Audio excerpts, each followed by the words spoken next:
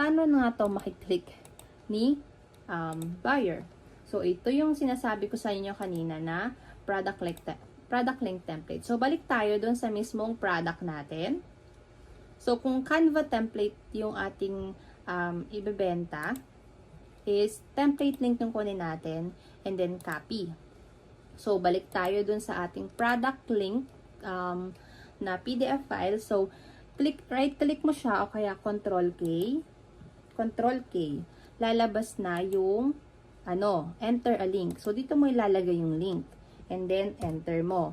Pwede naman na, yung kanina kasing ginawa ko, Control K. So, dito naman tayo pati dito sa click here.